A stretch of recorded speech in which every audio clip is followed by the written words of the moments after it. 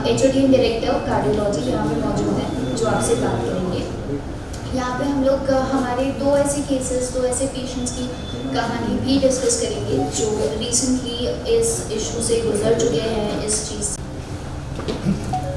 At the outset, I would love to extend my heartfelt thanks to all of you to spare time to come over here and discuss on a very important topic, cardiac arrest, heart failure or heart attack. And are there any ways to prevent it? क्या combo devices, AICD devices या CRT devices से हम इससे बच सकते हैं और ये कैसे work करती हैं? So why we are talking about all these things so much? Possibly because हृदय रोग मुख्य कारण है मृत्यु का across the globe, number one cause of the death. And let me tell you, by 2020 the figure would be 43% of all the deaths. जितनी भी मृत्यु होंगी by 2030, 43% would be from cardiac issues, heart attack, heart failure or cardiac arrest. So this is very important to understand कि हम इसको कैसे कम कर सकते हैं। हम हमेशा बात करते हैं हार्ट अटैक के बारे में, माइनर या मेजर, क्योंकि हम एंजियोग्राफी, एंजियोप्लास्टी और बाईपास वगैरह बहुत कॉमनली देखते हैं। लेकिन एक और एंटिटी है जिसको हम बोलते हैं कार्डियक अरेस्ट। हार्ट अटैक को, कार्डियक अरेस्ट को और हार्ट फेलियर को लोग समझते हैं कि हार्ट अटैक और कार्डियक अरेस्ट एक ही चीज़ है, और जब बहुत ही एग्रेसिव रूप में आगे बढ़ जाए, जब पंपिंग फंक्शन बहुत खराब हो जाए या कंडीशन बिल्कुल खराब हो जाए, उसको हम हार्ट फेलियर बोलते हैं। और वर्ड भी बहुत भयावह है, heart failure means heart fail हो गया है। So it creates a bit of Führer in your mind, एक अलग सा विचलित कर देता है आपको कि एग्जैक्टली ये है क्या ये सब समान है? नहीं। सो हम पहले तो ये बात करते हैं बेसिकली हार्ट बेसिकली है क्या। One of the can we make basically blood flow occurs inside the heart. एक एनिमेशन है जो आपको समझाने के लिए बताया गया है कि हार्ट में ब्लड आता है सारी वीनस सिस्टम से, बॉडी से, right side of the heart आया, वहाँ से लंग्स में गया, फेफड़ों में गया, वहाँ से ऑक्सीजन प्राप्त किया, left side of the system आया और वहाँ से फिर निकल करके एओर्टा के माध्यम से पूरी बॉडी में गया। तो that's how the blood flow occurs. Well, एक अच्छी बात हम अक्सर देखते हैं कि प्रेगनेंसी में पहला सोनोग्राफी जो होता है वो 5वें या 6ठे हफ्ते के आसपास में होता है। क्यों? उसके दो तीन रीजंस हैं। सबसे मुख्य रीजन है week of the gestation intrauterine life. तो अगर हम देखें तो 1 लाख बार प्रतिदिन हार्ट धड़कता है, and so functioning is important because वो ब्लड पूरी बॉडी में जा रहा है, सारी बॉडी के वाइटल ऑर्गन्स को पोषक तत्व दे रहा है in the form of nutrients and oxygen. So जैसे हमने कहा कि अवेयरनेस अबाउट हार्ट अटैक और एंजियोप्लास्टी और बाईपास तो बहुत ज़्यादा है, क्योंकि उनकी धमनियों की तकलीफ है, उनकी नाड़ियों की तकलीफ है, वो सब हम जानते हैं। एक बहुत सारी चीज़ें हैं जो हार्ट में या हृदय रोगों में हो सकती हैं, चाहे वो वाल्व की तकलीफें हो, नाड़ियों की तकलीफें हो, लेकिन हमको सिंपल भाषा में समझना है। घर में 2 सिस्टम्स होते हैं, एक बिजली का सिस्टम जिसको हम इलेक्ट्रिकल सिस्टम बोलते हैं, जिससे हमारे घर में लाइट आती है। दूसरा सिस्टम होता है प्लम्बिंग सिस्टम।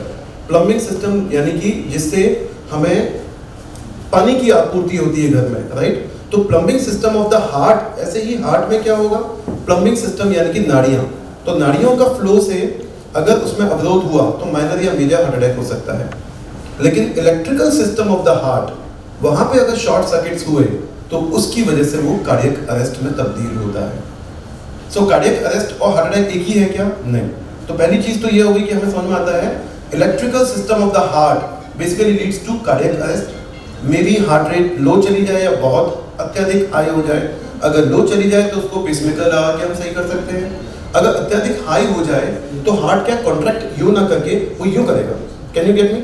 बहुत हाई हो गई तो इफेक्टिव कॉन्ट्रैक्शन खत्म हो गया। इसमें हमारे पास में समय कितना होता है? 4 मिनट। अगर 4 मिनट्स में हमने उसको रिस्टोर कर दिया तो हमारे बचने की संभावना है, और 4 मिनट से वो सेट इन हो जाता है। फर्ज कीजिए, आप वापस समझिएगा, कॉन्ट्रैक्शन कैसे हो रहा है? Like this.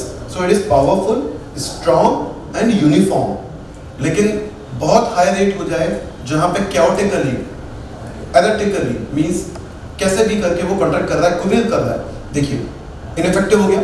बहुत तेज है हार्ट रेट बट इनइफेक्टिव है, कॉन्ट्रैक्शन हो नहीं रहा है। कितने मिनट मिलेंगे हमको? 4 मिनट। क्यों?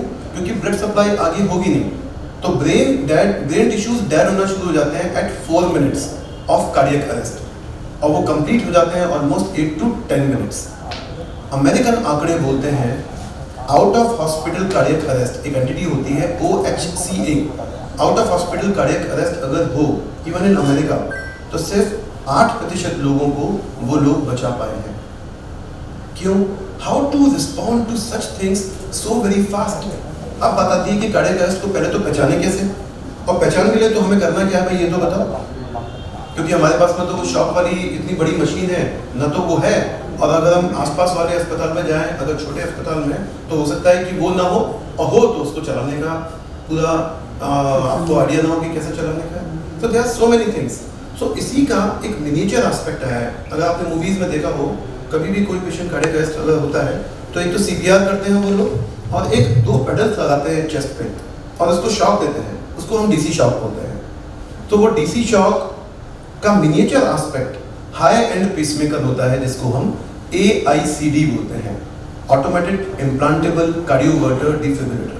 कहने का तात्पर्य ये है कि जिन पेशेंट्स को ये रिक्वायर्ड है या जो हायर रिस्क पे होते हैं कार्डियक अरेस्ट के, वो मिनिएचर डिवाइस हम यहाँ लगा देते हैं, और जो शॉक बाहर से देना था, ढूंढना था, घूमना था, वक्त खराब होना था, वो चीजें हमारी बच जाती। अगर हमारा पंपिंग फंक्शन किसी कारणवश कम हो गया है, सबसे कॉमन कारण क्या रहेगा पंपिंग फंक्शन कम होने का? Heart attack.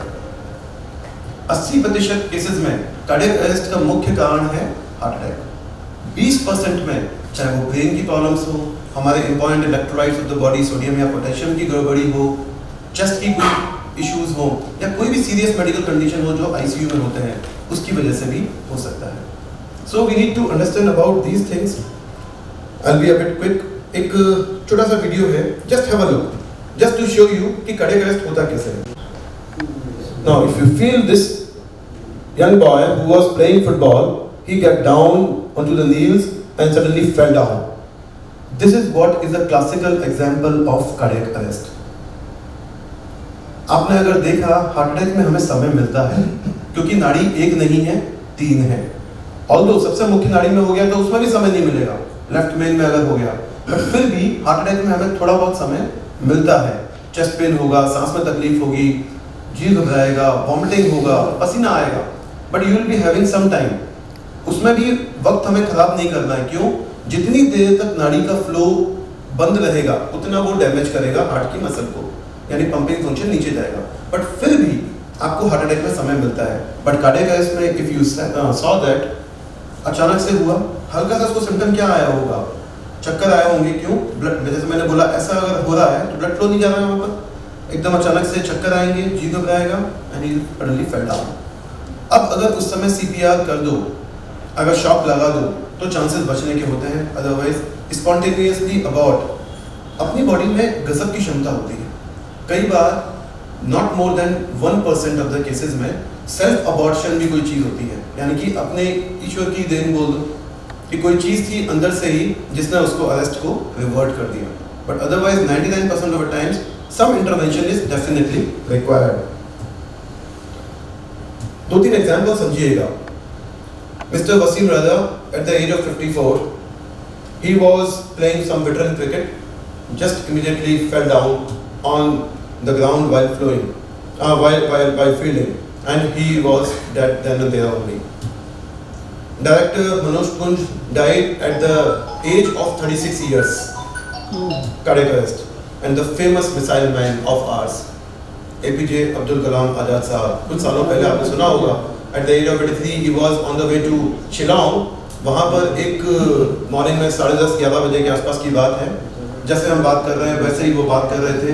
अचानक से he had severe chest pain, felt something, did like this कि I'm not feeling comfortable, had a half glass of water also। जब उनको एकदम नीचे उतार रहे थे कि उतरे, वहीं पे कार्डियक अरेस्ट हुआ and he passed away। So this is how it is basically। Mr. Jagmohan Dalmia ji, BCCI ex-president, he also had massive cardiac arrest like this। अगर हम दूर की बात ना करें तो पास की ही बात करें तो mister Siddharth Shukla, the famous TV actor, while gymming he had a massive cardiac arrest and fell down। Luckily, thankfully, Mr. Saurabh Ganguly again while doing gymming he had severe chest pain, लेकिन वो हार्ट अटैक था। समय मिला, immediately taken to hospital, angioplasty से उनको settle किया गया। So we need to understand कि दोनों में, I hope you are getting my point, heart attack is a plumbing problem, flow की प्रॉब्लम है, नाड़ियों की फ्लो की प्रॉब्लम है। Cardiac arrest basically electrical system of the heart की प्रॉब्लम है, electrical system of the heart. So इसको हम कार्डियक अरेस्ट बोलते हैं। As we discussed, heart attack और कार्डियक अरेस्ट में क्या चीज है, तो वो हमने डिस्कस कर ही लिया। डेथ में occur within few minutes if you are not tackling it.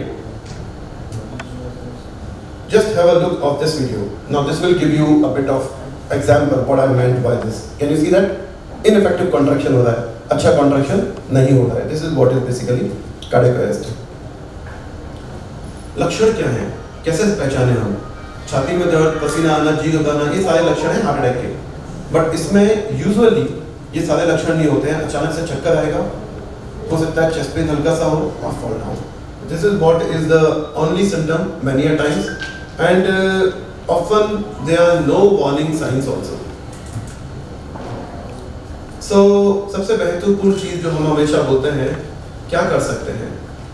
Simple आंकड़ों पे हम नहीं जाएंगे बिकॉज वो बहुत ज़्यादा कॉम्प्लिकेट कर देगा, बट सिंपल सी बात है, दोनों हाथों को रख करके चेस्ट में सेंटर में अपन 100 बार 100 टाइम्स इन 1 मिनट इतना जल्दी जल्दी प्रेस करेंगे। लेकिन उसके प्रेस कैसे करना है, उसका मेथड है। It should not be like this, it has to be like both the hands clubbed centre of the chest and should be like this.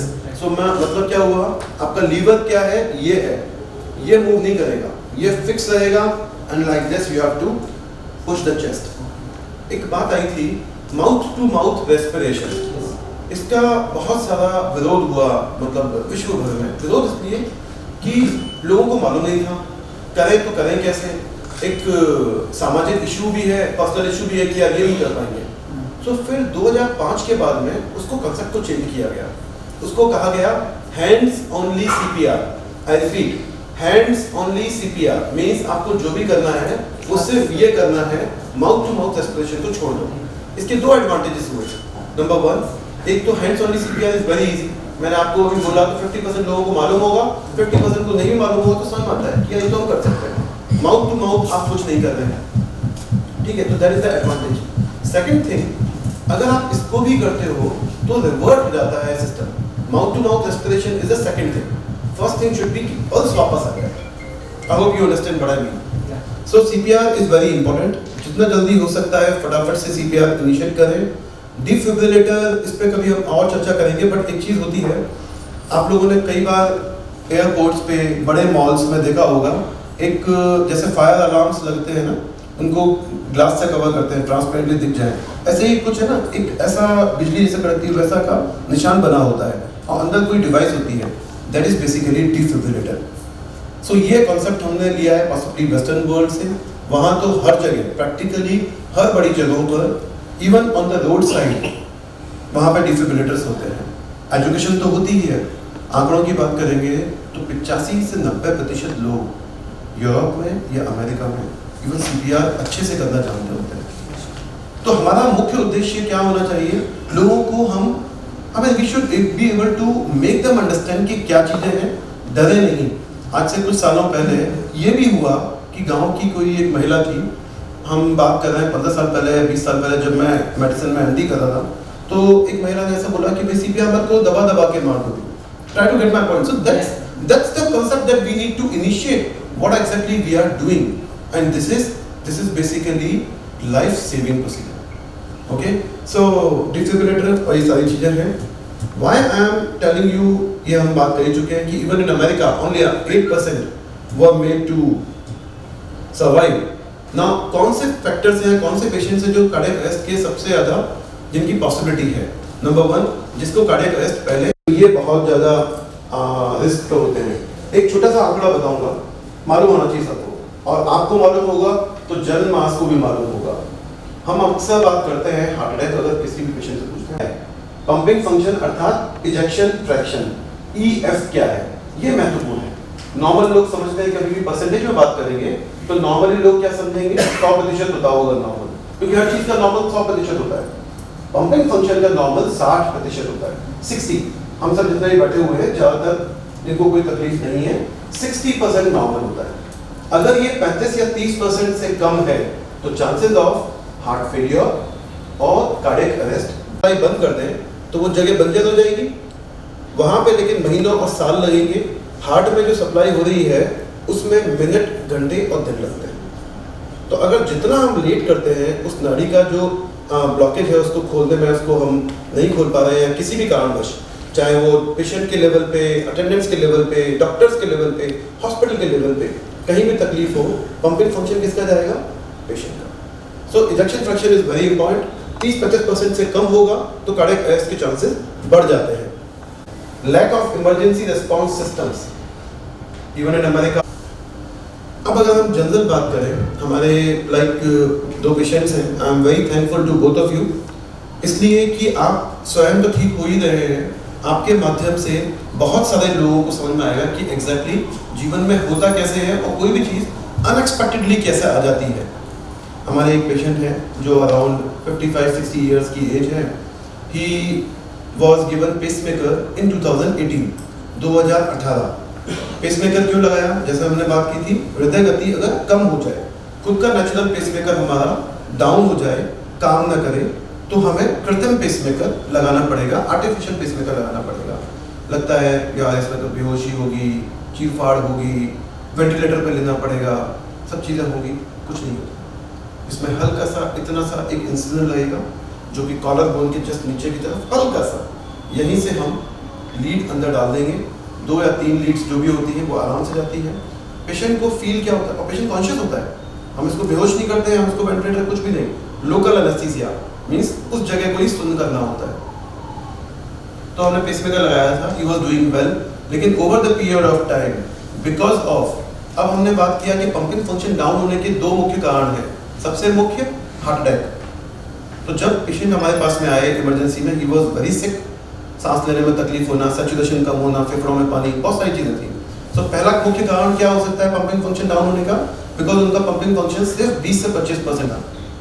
तो पहला मुख्य कारण क्या हो सकता है? Heart attack. उसको हमने कंफर्म किया एंजियोग्राफी से और ब्लड टेस्ट से, हार्ट अटैक नहीं था। इसका मतलब कोई और चीज रही है, कोई इन्फेक्शन या कुछ और चीज जिसने पंपिंग फंक्शन को डाउन कर दिया। Now how can we now improve the ejection fraction? उसको हम अपग्रेड कर देंगे उसी पेसमेकर को into combo device. Now समझिएगा, एक combo का मतलब होता है combination of 2 things. एक चीज हमने समझी, कार्डियक अरेस्ट को बचाने का चीज क्या है? AICD। तो दूसरी चीज क्या है? दूसरी चीज को बोलते हैं CRT, यानी कि कार्डियक रीसिंक्रोनाइजेशन थेरेपी। जो पंपिंग फंक्शन डाउन हुआ है उस पंपिंग फंक्शन को बढ़ाने की प्रक्रिया, उन दोनों को एक ही पेसमेकर में अगर आ जाए तो दोनों काम हो सकते हैं। और इनको हमने फिर अपग्रेड किया into the combo device. You will be happy to know we were the first ones to implant the first combo device of south Rajasthan in 2016-17। लेकिन उस समय में और आज में क्या फर्क आ गया है? अब डिवाइसेस और बेहतर हो गए हैं, क्वाड्रिपोलर हो गए हैं, जिसमें हमें 4 पोल्स मिलते हैं, तो उनके इफेक्टिव होने की चांसेस बढ़ गए हैं। दूसरा, no wait MRI। No wait मतलब पहले जो हम डिवाइस लगाते थे, कॉम्बो डिवाइसेस ही, उसमें 6 हफ्ते तक आप MRI नहीं कर सकते थे, 6 हफ्ते के बाद में MRI करना था। गॉड फॉरबिड, ईश्वर न करे किसी को जरूरत पड़े, लेकिन इसमें हम 24 घंटे के अंदर भी MRI कर सकते हैं। थर्ड इंपॉर्टेंट थिंग जो डिवाइसेस में अब आई है वो है remote monitoring system. Suppose patient को आना है फॉर चेक कराने के लिए पेसमेकर। अब इस कोविड एरा में तो ये और महत्वपूर्ण हो जाता है कि बिकॉज ऑफ एनी रीजंस वो हॉस्पिटल नहीं आ सकते, या वो पुणे में है और हमसे बात कर रहे हैं, तो हम डिस्टेंट मॉनिटरिंग सिस्टम से भी उस डिवाइस को चेक कर सकते हैं। So these are the new things which have come up over the years. और इनको फिर हमने कॉम्बो डिवाइस लगाया and patient is responding well in terms of ECG also, in terms of ejection fraction. चक्कर आना और अच्छा नहीं फील होता है। इको किया, pumping function was hardly 20 to 25%, angiography was normal, ECG पे क्राइटेरिया, इको पे क्राइटेरिया मीट करता है कि हमें कॉम्बो डिवाइस लगाना चाहिए, and this is going to work very. ये क्योंकि आपका एक स्टेटमेंट, आपका एक शब्द, बोलते हैं ना कि पैन की ताकत बहुत स्ट्रांग होती है, वो आपका बड़ा इंपॉर्टेंट है। जिम ज्यादा करने वाले सर 2018 में भी सर ने ऑपरेशन किया था पापा का और बहुत सक्सेसफुल था वो भी, और अभी वाला भी, अभी पापा को बहुत अच्छा फील हो रहा है। सर का थैंक यू कहूँगा। कि सब बहुत कोऑपरेटिव है, स्टाफ भी कोऑपरेटिव था हॉस्पिटल का, और जो कुछ भी रहा सर आपका बहुत बहुत थैंक्स, आपने सजेशन अच्छा दिया मुझे, और ये हम लोगों ने गो थ्रू करा इस चीज़ को, आगे प्रोसेस को। तो रही बात जिम की, जैसे सर ने पूछा था मुझसे अभी सर से कि जिम करने से हार्ट अटैक आता है क्या, तो मेरे को आज ऑलमोस्ट 13 ईयर्स हो चुके हैं उदयपुर के अंदर, मैं खुद भी जिमिंग कर रहा हूँ और साथ के साथ मैं जिम रन कर रहा हूँ। 5 टाउन क्लब अगर आपने नाम सुना होगा, अपोजिट बीएन गर्ल्स कॉलेज, तो वो जिम मेरा ही है, और वो जिम मैं आज 2016 से रन कर रहा हूँ और 2011 से वो जिम वहाँ पे है। तो ऑलमोस्ट 13 ईयर्स का एक्सपीरियंस है मेरा एज ए ट्रेनर और एज ए जिम ऑनर। तो मैं खुद सर्टिफाइड ट्रेनर हूँ, ऐसा नहीं है कि जिम करा सीखे और ट्रेन करने लगे। I am a certified trainer from KLM fitness academy और INFS institute of nutrition and fitness science, gold gym university थी, यहाँ से मैंने सर्टिफिकेशन करा हुआ है जिम का। मीन्स आपको क्या एक्सरसाइज करनी है, किस जो मेंबर है उसको क्या एक्सरसाइज करनी है, कोई हार्ट का पेशेंट है, किसको किस एज के ग्रुप के जो लोग आ रहे हैं उनको क्या एक्सरसाइज करनी है, वो सब हम लोग सजेस्ट करते हैं, तो उसी अकॉर्डिंग होता है वर्कआउट। रही बात जैसे सिद्धार्थ शुक्ला जो थे, अभी रिसेंटली आपने राजू श्रीवास्तव जी का सुना होगा, उनको कार्डियक अरेस्ट आया है, तो ये एक कंडीशन है, वो किसी को भी हो सकता है। वो जिम अभी देखो फुटबॉलर जो था उनको हुआ, तो वो फुटबॉलर तो फिट होता है ना, वो रेगुलर वर्कआउट कर रहा है, मतलब रनिंग वगैरह कुछ भी कर रहा है, तो कार्डियो वर्कआउट कर रहा है, उसको हार्ट से ज्यादा शायद वो फिट नहीं होगा, उससे ज्यादा फिट शायद हम लोग भी नहीं होंगे यहाँ पे जितना फिट वो था, क्योंकि डेली रनिंग कर रहा है, स्पोर्ट्समैन है, तो स्पोर्ट्समैन की हार्ट रेट ऑलरेडी बहुत कम होती है, उसके हार्ट को 72 टाइम्स वर्क नहीं करना पड़ता है बॉडी के अंदर ब्लड को पंप करने के लिए, राइट। तो फिर भी उसको हार्ट अटैक आया, तो वो एक पर्टिकुलर अलग रीजन था उसका, वो गेम फुटबॉल खेलने से हार्ट अटैक आता है क्या, हम लोग ये बोलने लग जाएंगे। तो अभी रिसेंटली जो केसेस सुना है वो कहाँ हुआ है, जिम के अंदर हुआ है। जिम पे ट्रेडमिल पे रनिंग कर रहा है बंदा, एकदम से कुछ हुआ और वो फेल डाउन हो गए, बेंट हो गए, ऐसा कुछ हुआ, और हमने क्या रीजन दिया कि जिम करने से हार्ट अटैक आ रहा है। तो वो सिस्टम के अंदर कोई रीजन था जिसकी वजह से उसको हार्ट अटैक आया, जिम की वजह से हार्ट अटैक आया, ये रीजन नहीं है। हाँ, ये जरूर कहूंगा कि अगर आप जिम करोगे तो हो सकता है आपको हार्ट अटैक के चांसेस 50% कम हो जाए, एटलीस्ट 50 to 70% आपके हार्ट अटैक के चांसेस जो है वो कम हो जाएंगे अगर आप रेगुलर जिमिंग करोगे तो। जिमिंग वर्कआउट भी जैसे सर ने बताया कि दो तरह के आते हैं, आइसोमेट्रिक, इसको मैं और सिंपल करूं तो कार्डियो और स्ट्रेंथ, ये दो तरह की ट्रेनिंग होती है। जब आप कार्डियो करते हो, कार्डियो का मींस होता है आपके अपनी बॉडी के अंदर जो हार्ट है वो पंप जैसा कर रहा है, वो 72 टाइम्स पंप करता है अपनी बॉडी के अंदर, 5 to 6 लीटर ब्लड होता है एक नॉर्मल ह्यूमन बीइंग की बॉडी के अंदर। ये जो ब्लड है उसको पूरी बॉडी के अंदर ऑक्सीजनेटेड करके ऑक्सीजन सप्लाई करता है, ऑक्सीजन करके वो ब्लड जो पंप होता है वो 72 टाइम्स जब आपका हार्ट काम करेगा तो वो पूरी बॉडी के अंदर पंप होएगा, राइट। तो ये जो फंक्शन है नॉर्मल बंदे के अंदर होता है 70 to 80 टाइम्स। अगर आज किसी का चेक करोगे तो 80 टाइम्स पंप कर रहा है, ये अगर आप मेरा चेक करोगे तो हो सकता है शायद वो 72 से कम होगा, बिकॉज मैं रेगुलर वर्कआउट कर रहा हूँ, मेरे हार्ट को काम कम करना पड़ रहा है, मेरा हार्ट 70 टाइम काम नहीं कर रहा है देखिए, मेरा हार्ट हो सकता है 55 या 50 टाइम ही कर रहा है, तो मेरा हार्ट को कम काम कर रहा है, वो हेल्दी है हार्ट, राइट। तो जो रेगुलर वर्कआउट कर रहा होगा उसका हार्ट रेट भी कम हो सकता है, और उसको प्रॉपर्ली जिमिंग अगर रेगुलर है, वर्कआउट रेगुलर है, कार्डियो रेगुलर कर रहा है, स्ट्रेंथ ट्रेनिंग भी कुछ हद तक कर रहा है अपनी एस्थेटिक को सुधारने के लिए, तो ये आपके लिए बहुत बेस्ट है। तो इसमें कोई रीजन नहीं है आप लोग ये सोच के अगर आप छोड़ते हो कि हम लोग जिम नहीं जाएं, जिम जाएंगे तो हार्ट अटैक आ जाएगा, तो ऐसा नहीं है। आपके पास में प्रॉपर ट्रेनर होना चाहिए, प्रॉपर गाइड होनी चाहिए, आपके पास एक गाइडेंस आपको। हृदय 55 या 60 ही काम कर रहा हो, ये 55 या 60 पंपिंग फंक्शन नहीं है, ये हमारा हार्ट रेट है। अगर आप याद करो पुराने अपने, बैठिए, thank you Prashant, thank you. So अगर आप याद करो हमारे शास्त्रों में भी जब लिखा हुआ है जिनकी हार्ट रेट, मैं वापस बोलूँगा अच्छे से सुनिएगा, ये शास्त्रों में भी लिखा हुआ है, मेडिकल साइंस में भी लिखा हुआ है, जिनकी हार्ट रेट 50 से 60 नेचुरली है विदाउट एनी ड्रग इफेक्ट, वो ज़्यादा लंबा चलते हैं in the sense they live longer in comparison to 60 to 80। अब इससे घबराए नहीं, अरे यार मेरी तो 80 है, वो 50 वाला ज़्यादा अच्छा, यू गेट माय पॉइंट, बड़ा सही।